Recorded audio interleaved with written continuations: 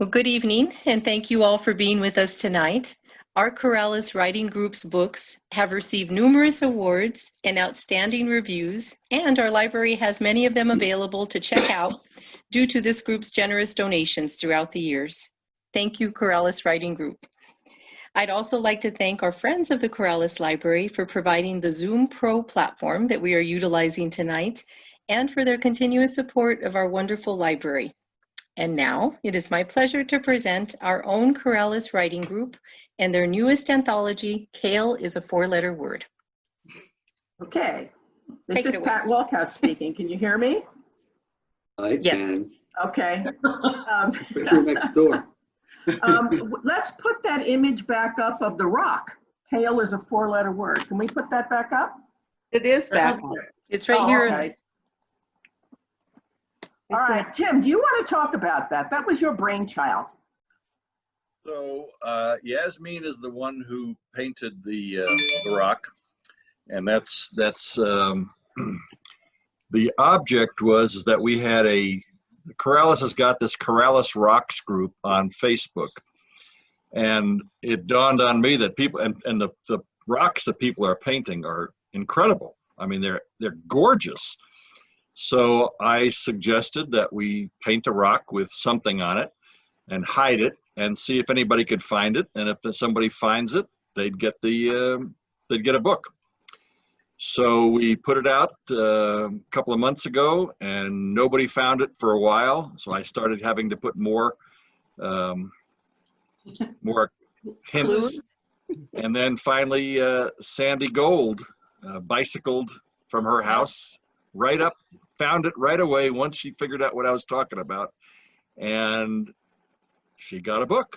And that's the picture of that rock and the book being presented to the library is what Marion was, I think you were sharing that earlier. Yeah, okay. It's a nice surprise walking along our ditch banks.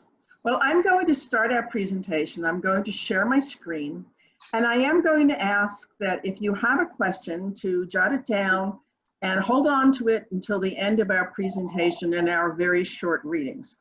Okay? Let me go to my share screen. All right, I'm going to start a slideshow. And it should be a purple screen with the image of our book, Kale is a Four-Letter Word. Do you see that? Yeah, it's clear. Please say yes. It works. Okay. This talk tonight is about, excuse me, I have to go back up, is about our new book, Kale is a Four-Letter Word, and those who contributed to it, as well as some of the stories that are in it. The Corrales Writing Group, which Sandi is going to talk about in a minute, I'm just showing you a picture of us in our compliant COVID-19 face coverings. The current members are, upper left, Joe Brown, Maureen Cooke, and right next to him, who is not here tonight, myself with the neck gaiter, Jim with his t-shirt that you've seen already tonight. We have Chris Allen, and we have Sandi Hoover. On the left-hand side, you see a beautiful picture by Ginger Foote of the Acequia. Not only have the members of the Corrales Writing Group contributed to this anthology, by the way, except for Joe Brown. Joe joined the group after this book was finalized. So although he doesn't have a story in this book, he is going to help with the reading tonight. But we do have other invited contributors. We've invited Jane Butel. I'm sure many of you know Jane as the Southwestern cooking guru. She contributed a recipe. Sandi Cathcart, a friend of some people in the group, also contributed a recipe, as did Adrienne Evatt. And Yasmin Tritten contributed not only to 3 stories she co-authored with her husband, Jim, but also some very lovely artwork. And finally, there's Walter Walkow, who's my husband, who has exhibited imagination I never knew existed in some of his stories. And we also have incredibly talented illustrators. Now, a book like this needed pictures. So we use stock pictures from Shutterstock And we used individual pictures and diagrams from them, and we composited some of them together. But the original artwork has been done by Alex Knight, who is an actor as well as an artist, and it's Chris's son. Paul Knight, who is, many of you know Paul, he's a botanist, he's an artist, and he keeps the farm going along with Chris. And of course, Yasmin Tritten, who is an artist through the village that many of us know quite well. Let's go on. I think I did that one already. Now I'm going to turn it over to Sandi. Sandi is the managing member of the Corrales Writing Group. We are an LLC, and we rotate that role. And right now, she is the lucky person who is the managing member. So I hand it over to you, Sandi. Thank you.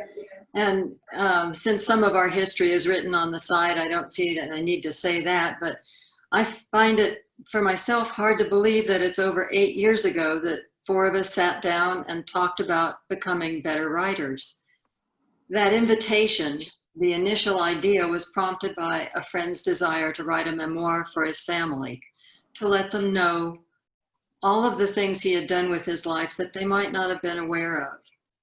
And we all found reasons to join and learn, first with brief help from a teacher who showed us how a critique group could offer criticism and still remain friends. After that, she threw us on our own, and we've been together for years now. We found 6 people to be a workable number, and it's been a changing cast of members, with some finishing the project that prompted their joining, some finding other things that were more demanding or satisfying, and still others quitting us to write solo. And as you've heard, our writings and anthologies have won numerous awards, and we are enjoying that as proof that our writing skills are improving. Pat, next slide, please. Again, the membership has changed, and we have been publishing both as individuals. We've written in pairs, in trios, and everybody contributing. All of the anthologies have won an award. Some of them have better English than that. Anyhow, and some have won several awards, both at the state and national level. Next slide, dear. This is a list of the earlier works. The only one missing there is Kale. And for a while, we were averaging almost a book a year. It's been a little less consistent recently, but we also think that the other things that we're doing are as important as stuff that goes into the anthology, or maybe they're working on other anthologies. So this collection of anthologies is a marker of our progress and abilities. They are available on Amazon and at Barnes & Noble, and I think that they gained in depth and character as the years went on. I would like to have somebody else read them all in a row and tell me what they think. Next slide, Pat. Oh, it's me. Okay. Back to you. Tonight, we are going to talk about our latest anthology. Kale is a 4-letter word. I know there are some kale lovers in the audience, and I forgive you, okay? This book is really an amusing look at a superfood called kale, and kind of skewering superfoods in general. You know, it's got some recipes, it has lots of beautiful illustrations, and the actual publication date is this coming September 1st, just a couple of days away. But of course, it can be ordered ahead of time. Now, the contributors who are a member of the writing group, you can see their names there. And we have our invited contributors I spoke about. And this particular book, I edited along with Chris Allen. We take turns editing our anthologies, members in the writing group. And we have our illustrators that I mentioned. And this time, instead of self-publishing, we have a publishing house based in Harris. It's a small independent publisher who is very interested in publishing it. It's Artemisia Publishing. So they have published this. Now I'm going to turn it over to Jim. Okay, so we've been very fortunate in getting some reviews. The first one that you can read yourselves is somebody that the publisher sent a copy of the book there, and it was, you know, we had no idea what they were going to write. They wrote a very, very nice review, and that's from the San Francisco Book Review. In addition to that, we contacted an awful lot of people that we knew that would take an advanced reader's copy, an ARC, that's what it's called, and with no promise of anything, they would just simply write a review that they could then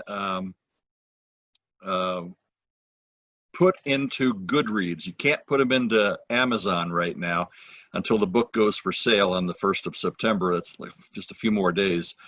But we have 25 reviews on Goodreads, all of which are five-star reviews, and some of them are just incredibly well worded. Next. All right, Jim. You're going Okay, to talk so about tonight. tonight's focus is about how the anthology came to exist, short readings from the book, and then questions. Next. All right, Chris, you're on. You with your dog Ember there on the bottom of the screen. Oh, did you see it? Yeah, she walked by. By this point, you can probably guess which member in our group is the one who has a fervent hatred of Kale. It's pretty obvious by now. And Jim started by posting some things on his personal Facebook page about Kale and his aversion to Kale. And he engendered such a response from people, and he would bring these responses to the group. And it became a mission of his to gather all of this anti-Kale material. Sometime later, my son Alex did a watercolor painting of a Kale monster, which I gave to Jim as a joke gift. And from that painting inspired me to write my first story, which is called Obsession. In the book, it's called Obsessed by Kale. And I presented it to the group for their critiquing, for their review. And a couple of other people were interested in writing stories about Kale as well. And as we accumulated these stories, Pat suggested that, gee, we should just put them all together in an anthology. So that's what we did. Next. So it's Jim's fault. Totally. Okay. Okay. All right, Chris, take it away. Sure. One of the things you'll see in the book is there is a continuing story about Project Prick, which is Project Resurrect and Illuminate Kale. And it begins when a Kale producer becomes very concerned that he's losing market share to cauliflower. So he contacts a marketing company and says, you have to help me. I got all this Kale to move off the shelves, and you have to help me with creative ways to use Kale. So the firm assembles a team, and the head of the team is a young man named Eric, and they set about finding novel uses for Kale. Next. So on the left, you'll see an image of some of the suggestions that this team came up with. And I'll just read for you very quickly one of the examples of a memo from Bella, the head of the firm, to Bella from Eric. The teams are working their butts off. Sorry about the overrun on the budget line item for cocaine-based coffee. These guys deserve it. Team Attire came up with a terrific idea, designer bikinis. They wove fresh kale leaves into tops and thongs. They look spectacular. We rounded up some test subjects and sent them out to the beach. Unfortunately, after several hours lying in the sun, the leaves dried up and blew away. Marjorie, Nikki, and Roma were transported to the hospital where they are recovering from second-degree burns. I'm sure they each have personal insurance to cover the cost. On the bright side, Josie came up with a brilliant save. We can infuse the bikinis with sunscreen and market them as intro to nude beach bathing suits. Arrive covered, leave naked. I think this could really put Kale on the map. I remain optimistic, Eric. That's just one of 8 hysterical memos. the book. Okay. Next. All right, so the next one is actually going to give you a clue to the genesis, the actual genesis of this whole concept, because it's a short story, The Ultimate Vegetable, and it's in 3 parts, but we're going to read part 1. And I take a look at that picture on the right. Lips that have touched kale will never touch mine. Yasmin, take it away and start reading. Okay, The Ultimate Vegetable. While driving through Northern California on a trip, I heard Jim's stomach growl. From experience, it meant stopping at the nearest restaurant to fill his primal needs. So we pulled into a more than decent looking roadhouse and sat down for lunch. As I opened the menu, the salad section hit my face right away.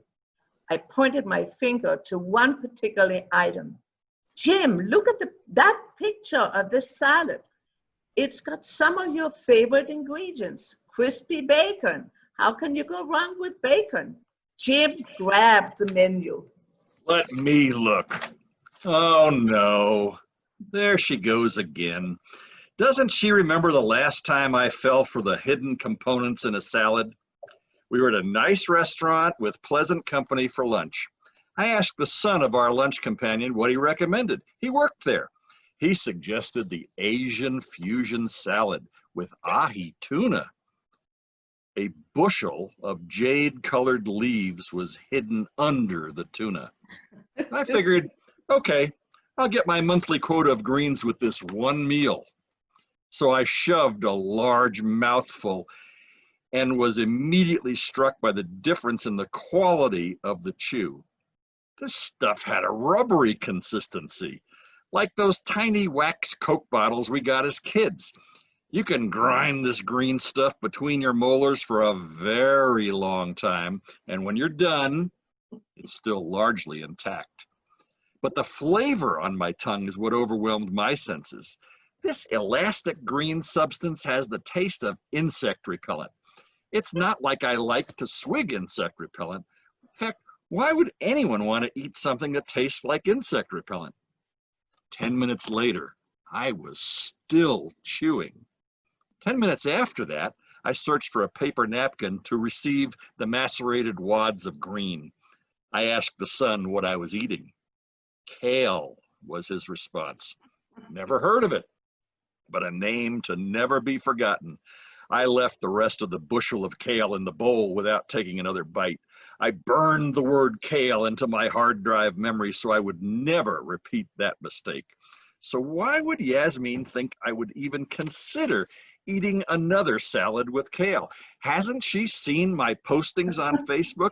Didn't she hear me tell this story at least a dozen times over the past year? How am I going to extricate myself from this predicament? Perhaps if I try something like, how about if I have a turkey sandwich instead?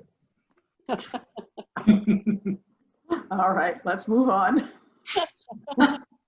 Okay, now this ominous looking picture that sort of sucks up your whole screen, this hideous kale. Well, Sandi has a story about her. Go ahead, Sandi. Well, we are going to go into the story of a William Mallon, who is a loner who likes to live out away from the maddening crowds. And in this instance, he has a garden that he's quite proud of, and he's found some small seeds in an old leather pouch. He had enough empty space at the back of his garden to plant another vegetable. He tossed the small seeds as he walked through the open area and stomped some dirt over them. Old seeds, like their rotten bag, if they come up fine, fine. If not, fine. Since I'm through planting this season. And almost daily, when not out fishing, he walked through his garden with hoe in hand and removed any weed having the effrontery to ruin the pristine nature of his plot. The exception was off in the corner. Green sprouts had appeared, but he didn't bother weeding the unknown seed space. He wasn't sure what the new plants would look like, and he hadn't been careful to put the seeds in rows. Whatever the green thing turned out to be, William could always feed the vegetable to his goats if it grew. I'm sure my goats will eat it. They eat anything, weeds or not. As days passed, the green sprouts grew larger. Those crinkled leaves are fancy, but I still don't recognize them. I'll leave them till they look big enough to eat. I'll take a few to my friend George, who knows all about plants. He cut a couple to carry with him when he next went to town. George gave his considered opinion the plant was some sort of kale, but a variety he had never seen before. Kale's reputed to be highly beneficial and healthy, but not high on the preferred list of vegetables, was George's comment. Several days later, Malin was looking across his garden to the far edge. Plants he recognized in the strange patch were waving to and fro when nothing else showed movement. Shriveling and shrinking as he watched, they were dying. He saw the kale, as George called it, had grown around their base. Are those leaves choking them? Are they eating the weeds? Whatever they're doing, it's helping me, so good for them. As days passed, Malin's appreciation turned to concern as the plant spread. He took his hoe and went out one evening on his normal rounds after missing days due to shearing sheep. He was startled to discover the unknown plant had crept into his veggie garden and was strangling a cabbage. For the rest of this somewhat horrific story, you'll have to find a book. Onward. Okay. All right. Now, the next reading we're going to have is a small part of a one-act play that was written by Maureen Cooke, who could not be here together. I am going to be the narrator. We're going to have Joe be the husband in the story and Sandi be the wife, and they will make all the appropriate faces at each other that the book commands. So let me start. Okay. This is the setting. We're in a living room. It's modestly furnished. There's a couch, chairs, a coffee table, no television. Artwork hangs on the walls. It is an open room adjacent to the kitchen. There are two people in the room. Friday would be fine. I have Could she mute? a meeting on Friday at, I don't know if you can do it for her. I think our person who's running the meeting can. Yeah. Janelle Chambers is in her mid-50s, excuse me, Janelle, mid-40s. Thank you. She's athletic, dressed in running shorts. Throughout the play, she does quad stretches, lunges, and the like. She never sits still. I hate her, okay? Right. Paul Chambers, on the other hand, is in his late 40s or early 50s. He has the look of an aging football player, not particularly trim, but not fat. He wears a Hawaiian shirt and cargo pants. Throughout the day, he sits, occasionally pats his pockets as if searching for something. The play opens in mid-conversation. What I don't understand, Paul, is why you couldn't have just told me. I mean, what's the big deal? So you don't like kale? I didn't know how. I would never have cooked the stuff if I knew you didn't like it.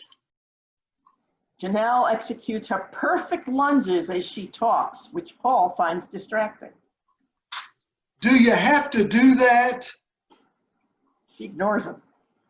Janelle, please. You asked me to talk. Let's talk. I am talking. You're exercising. She continues to lunge. I am exercising and talking at the same time. It's called multitasking. Well, it's distracting. Only to those who can't. Well, now what does that mean? Janelle stops lunging, takes a seat next to him on the couch. Nothing. You want to talk? Let's talk. Let's talk about the kale and why you lied. I wouldn't call it a lie. What would you call it? For the past 3 years, every single anniversary, I have cooked Bobby Flay's mouth-watering. He makes a face. His extremely mouth-watering recipe for garlic-seared red Russian kale and cannellini beans. for every single. Beans? I thought it was pasta. We're gluten-free, Paul. We don't eat pasta. I thought maybe on our anniversary. Nope. Well, Janelle is silent for a moment. Wait, do you mean to tell me you never once tasted it? In 3 years, you never even tried it? That first year I did. It made me gag. She flashes him quite a look. Well, I'm sorry. It was stringy and bouncy and disgusting, like eating rubber cement. You've eaten rubber cement? Pickled rubber cement. Pickled rubber cement. It was horrible. The most horrible thing I've ever tasted in my entire life. And I'm old, Janelle, really old. No argument here. That's the end of it, correct? That's correct. That's All right. the end of the first segment. Yes. You have to read what happens in the rest of this little play between the husband and the wife. Okay, let's continue. All right, next we have Walter Walkow is my husband. He wrote 2 stories. One is called The Dark Side of Kale, and the other is The Kale Killer. And I believe Walter is going to read from The Dark Side of Kale tonight. Is that correct, Walter? That's correct. Go ahead, it's all yours. Well, you think you know kale, the history of kale. Well, much has been written, but there's much historians have concealed. I promise you, this story will reveal what has been hidden for centuries. It's the dark side of kale. Let me begin. When kale is referred to as one of the healthiest foods on earth, the reference to on earth is really not accurate. Kale originated beyond this planet, actually beyond our own Milky Way galaxy. In fact, kale was brought to Earth by Kalians, a species of extraterrestrials. They used it as a vehicle to plant a chemical in humans, which would be passed on to future generations via something called the genetic drift. I have no idea what that is. In large concentrations, the chemical causes intense emotions in a human host. It can cause severe aggression and an uncontrolled desire to purchase sale items at Christmas. The objective was that one day in Earth's future, when enough humans were infected, the implanted chemical would be triggered, and then the humans would riot against each other, destroying much of the world's population and making invasion easy. At various times throughout the ages, the crafty Kalians tested kale's growing effect on humans and attempted to determine how widespread it had become. The first test occurred in Rome, where kale was called Caulis, about the 15th of March, 44 BC, which is, of course, known as the Ides of March, the day Julius Caesar was assassinated. Historians attributed his murder to disgruntled Roman senators, but in truth, kale was responsible. Once the chemical was activated by the Kalians, senators became violent and descended on the unsuspecting Julius. Now, Caesar, he noticed the green tint of the eyes of the approaching senators and recognized a familiar smell. As the assassins began their vicious attack, Caesar cried out, "Aid to Qualis?" Bleeding on the ground, he moaned, "Why? Why?" And even the senators who did not participate in the attack bore that strange green tint in their eyes and were heard shouting, "Kale, Caesar! Kale, Caesar!" For centuries, historians have misquoted them. Well, that's about all we have time for now, but there are more incidents, and very recent too. To find out, well, you just have to read the book and see the dark side of kale. Now, maybe you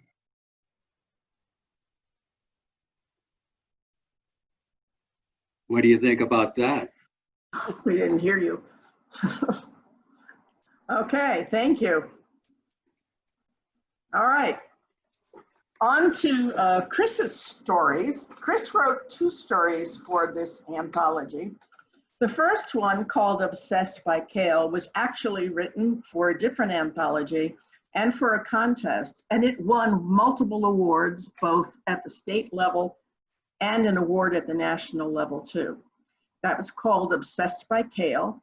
And the other one is called The Great Kale Cauliflower War, which was a new piece that she put in the anthology.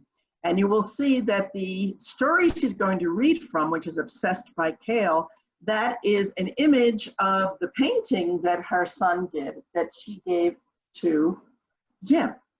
All right, Kale, it's all yours. All right, so Obsessed by Kale is loosely based on, if you might guess, Jim Tritten and his obsession with kale. So in my story, the main character's name is Sebastian, and he's married to a woman named Kitty. And he begins this foray into kale and what it's doing to current society. They're about to celebrate their anniversary. So Kitty goes into a used, an antique store and picks up a portrait of the monster. Sebastian ripped open the paper to reveal the kale creature surrounded by a sleek gold frame. He read the caption, "I've been waiting for you here in the kale," and roared with laughter. "It's perfect, my darling. I love it. Tomorrow we'll hang it in a place of honor in my office." Over the next few months, Sebastian expanded his participation in the kale melee, but what began as a joke soon became an obsession. He talked about the risks of kale consumption at every opportunity, how some animals shunned kale, and how certain studies debunked the vegetable's health benefits. He modified his top-selling app to warn consumers of products that contained kale. The joke was now running on marathon time. "Superfood my foot," he would exclaim. "That odious vegetable doesn't deserve to grow on this planet. Slimy and evil tasting. Even cooking it with bacon cannot redeem that terrible plant." As Sebastian worked, he would gaze at the picture Kitty gave him. He admired the swirls of color the artist used to create the beast. The vivid, shimmering eyes were almost hypnotic. Metallic paint? What made those eyes so lively? One day, as he passed by the piece, he noted its expression. Did it always have that furrowed brow? One afternoon, as Sebastian passed by the painting, he heard the creature growl. When he told Kitty about it, she responded, "Babe, you're taking this a little too far. I'm worried about you." And to find out what happens to Sebastian and his relationship with this painting, well, I'm not going to tell you tonight. Well, okay, Chris, it's a chilling tale. The next one, this is a very short piece that I wrote. It's called The Kale Virgin. And the Kale Virgin was my husband, Walter. Okay. "What's this?" Walt asked me. He held up a clear plastic bag from our favorite meal kit delivery service. "It's kale," I said. "Kale?" "Yeah. The recipe says we're going to make creamed kale with our steak tonight." He raised his eyebrows. "It'll probably be like creamed spinach, don't you think? I really love creamed spinach." Shrugging my shoulders, I knew better, but remained silent. I didn't want to prejudice his imminent experience with kale that wasn't so disguised he would actually know he was eating it. It would be his first time. Half an hour later, we sat down to a visually attractive meal of creamed kale, sirloin steak, and roasted potatoes. Walt dipped his fork into the green vegetables, stuffed the morsel in his mouth, and abruptly stopped chewing. His eyes widened. I looked at him. "What's wrong?" He swallowed hard and reached for his glass of water. "It's not spinach." "I know, it's kale. It's supposed to taste like spinach." "No, it isn't. It's okay, just eat it. I can't. It's thick like leather. He slipped his fork under it as though expecting to find something. And it's slippery. Gross, I'm not eating it. I use kale in soups quite often. You eat it. Well, it isn't bad when it's chopped in bits and tastes like chicken soup. Here I can see it really is kale, and I can taste it too. He pushed the offending greenery to the far side of his plate. Unable to abide its presence any longer, he got up and tossed the repulsive vegetable down the disposal. What about cabbage, I asked. Cabbage and kale are in the same family. You love stuffed cabbage. You've driven cross town 16 miles each way to the Polish restaurant for a plate of it. Don't even compare them, he said. That's a sacrilege. Well, there's more to that story. It's in the book. Next. Okay, you want to talk about recipes, Chris, since you tried them all? I did. This spring I had a, this spring I had a bumper crop of kale. And we had 5 people contribute 6 recipes to the book, and I made every single one of them. I started in order with Jane Butel's slivered kale salad with roasted winter vegetables and spicy orange sesame dressing. And there's a photograph of it, and it is absolutely wonderful. Most recently, I made the surprise green smoothie, which is absolutely perfect. This is Sandi Hoover's recipe. It's perfect for these hot, hot summer days. One recipe I found interesting was Adrienne's kale pie. It is very rich. It is filled with sweet potatoes and sausage and cheese and cream, heavy cream, and 2 pounds of kale. It is not a recipe I would recommend for a hot summer day, but I am really looking forward to eating it again on a cold winter day if we ever see such a thing again. The last recipe was created by John Tritten, Kale des hors d'oeuvres, a down the hatch kale recipe.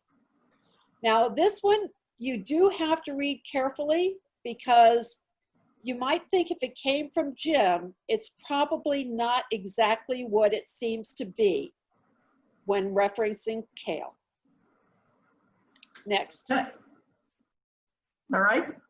You know, I have to tell you, I think the Kalians would be very proud to have all these recipes down here.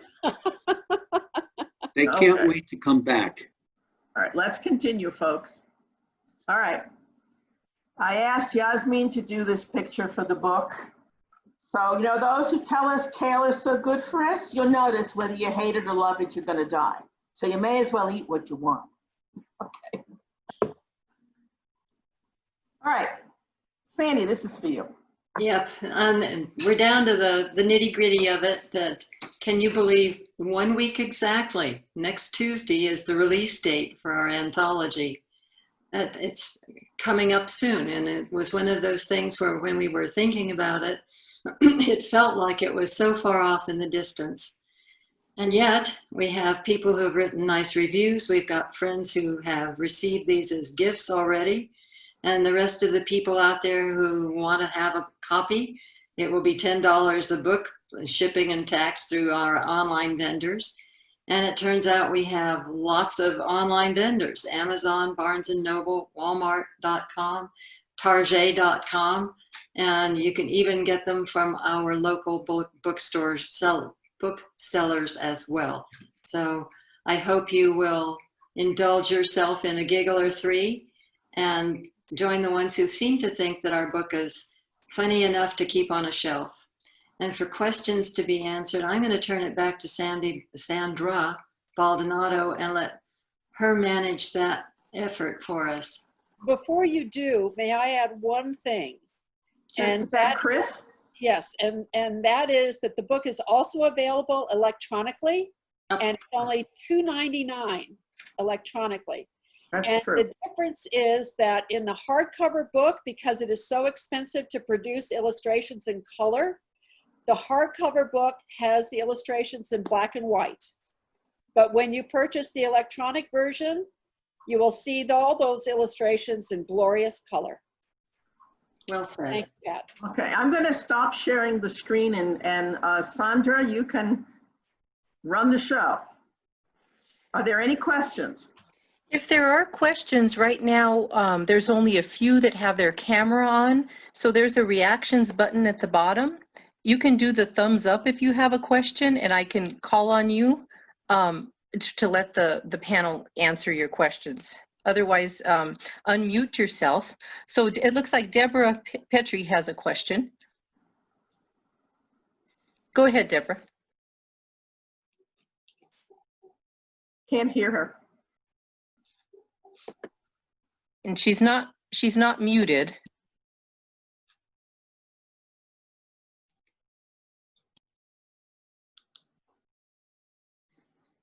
Maybe she was just trying the reaction button. Let's move on. Does anyone else have questions for the panel? It doesn't look like we're getting any. Okay. I have a question, actually. Start everyone off. When you first formed your group, you had mentioned that it was to leave something for your future generations, your children, your grandchildren, to leave something about your life. Do you find that you still do that in your own personal writings? And any of you can field the questions. I can certainly take that. A lot of the stories that I've written that have been included in the anthologies are memoir. So they are based on experiences that truly happened to me. For example, one story is about my mother's funeral, where I, unfortunately, in placing something in her grave, I actually tipped into the grave and sunk to the bottom of it. And you can read all about that in one of the anthologies. But so I've written a lot of stories about my own life, and I hope my children and grandchildren will enjoy reading them in the future. Nice. Thank you. What a wonderful gift to leave them. Well, I write a mixture of things. Some of them are from personal experience and some are not. I'm not actually looking to leave any kind of a legacy since I don't have any kids or grandkids, but I like to write different things. Anyone else? But Pat, you have written something for our family legacy. That's very true. I wrote a book called The War Within: The Story of Joseph. It was about Walter's father, who was a slave laborer in Nazi Germany, and it's won a lot of awards. And it was a labor of love, though. It really was. Part of what I write is memoir. I've got a few already finished, and as a matter of fact, Pat will be putting out an anthology in October, and one of mine is there. I had some things happen to me during my life, and I actually had people say, well, you should write that down. And this goes as far back as 30 years or more. And finally, in the last few years, I've decided I can do that. But I enjoy writing historical fiction also. So, but I do intend to leave a few stories from my life for those that come later. Wonderful.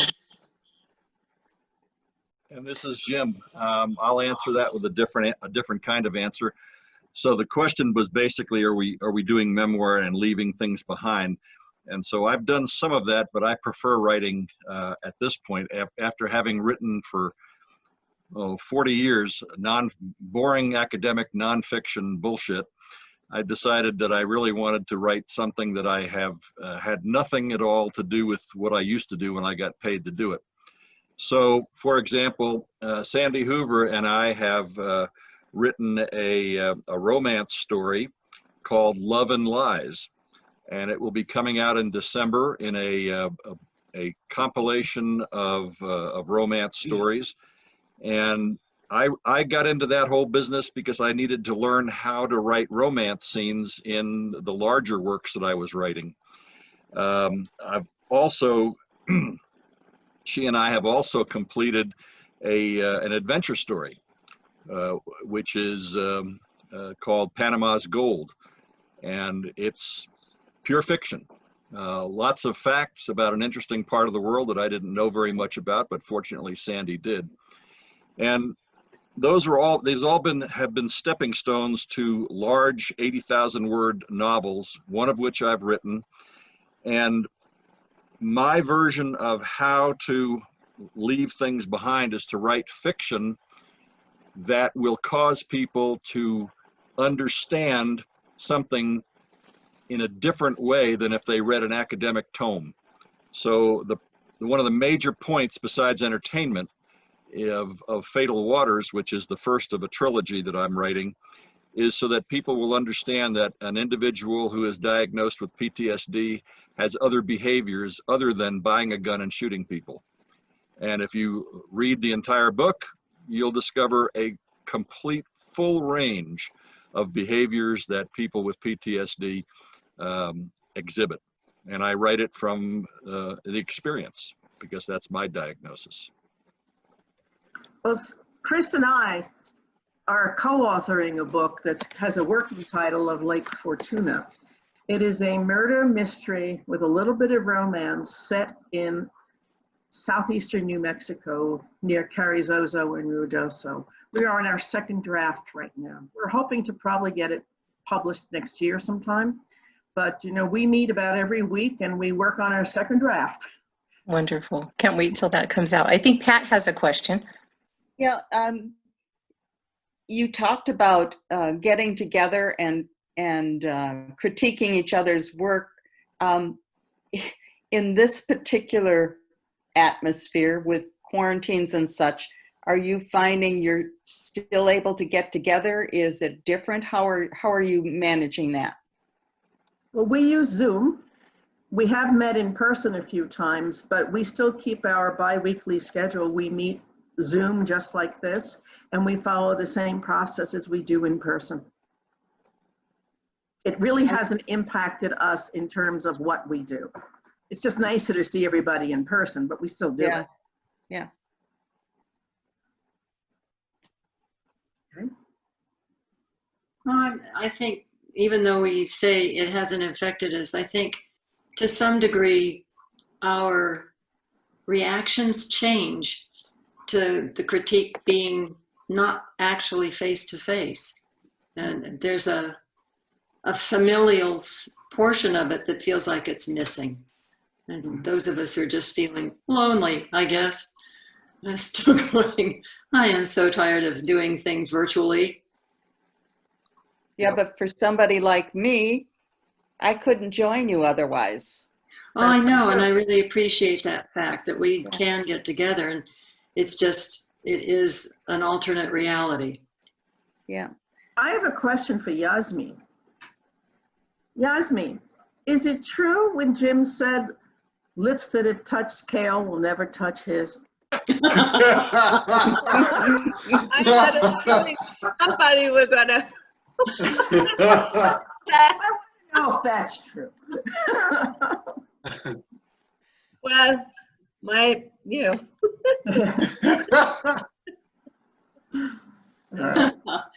So he misspoke. He's been busted. But he did laugh at it. Yeah. Okay. I need a better lighting system in here. I can't see myself, much less anybody else. We can see you, Sandi. Yeah. I can't tell if anyone else has questions. It looks like everyone else is muted. But if you do have a question, please unmute yourself and ask your question, or use the reaction button with a thumbs up to ask your question, and we'll call on you. The reaction button is at the bottom of the full screen. Yes. Yes. Okay. Well, I just want to say I hope you do have a chance to read the whole book, better yet buy the whole book, and whether it's, you know, electronic or not. And as Chris said, the electronic one is the color copy. I think you'll get a good laugh out of it, and that's what people have been saying, that in this particular time in our country, everybody needs a good laugh. Yes. Well, I sure enjoyed your presentation. It was wonderful. I loved the readings. Can't wait to make Jane Butel's recipe and see how that comes out.